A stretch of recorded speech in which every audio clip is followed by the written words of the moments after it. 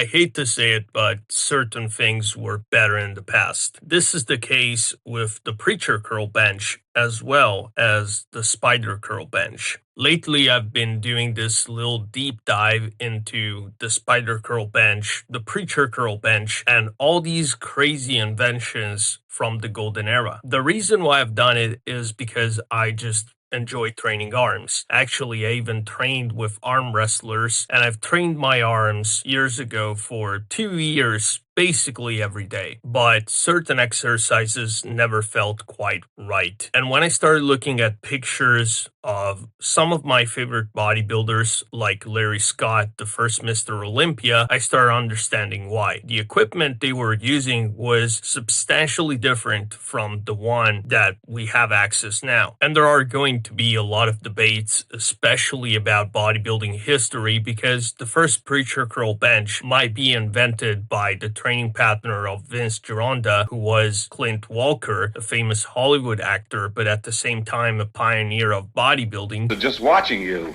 Well, you're not used to it. I am. How often do you work out like this? Whenever I can, Hank. A lot of times I'm on the road, in which case I use the chairs that are in the hotel room or whatever I can. The whole idea is I feel better when I work out. And yet you have enough barbells and equipment here to train the Olympics team. Well, it saves me time because time is very important and I have very little of it. Instead of running down to a gym, I can work out right here at home where otherwise I might not find the time. That's the whole idea. Now, what is this setup here that you just put on here? This is what is called a concentration curl rack. Ordinarily curls, you know, is where you take a barbell or dumbbell and do this type of thing. Yeah.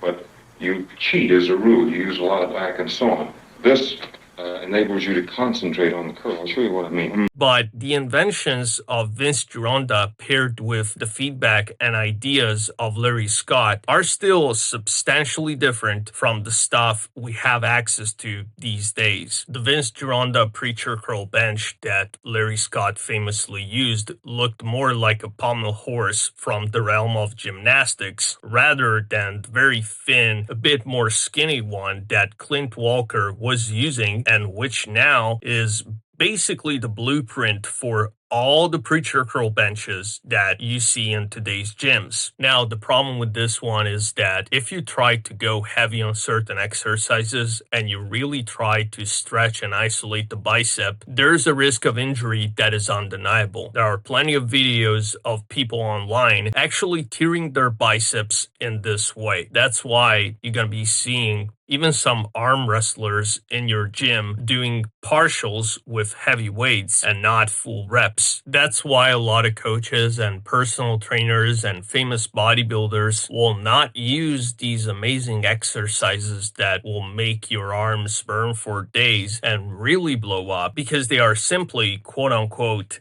too dangerous. But what they would do is basically using the remixed versions of these exercises, which defeat the whole purpose of doing them. And I think this is the point where a lot of PhD graduates should actually reevaluate the knowledge of bodybuilding legends, because if you hear Larry Scott explaining why he used the spider curl on the spider curl bench, it actually makes not only a lot of sense, but it makes you want to do this exercise basically every day.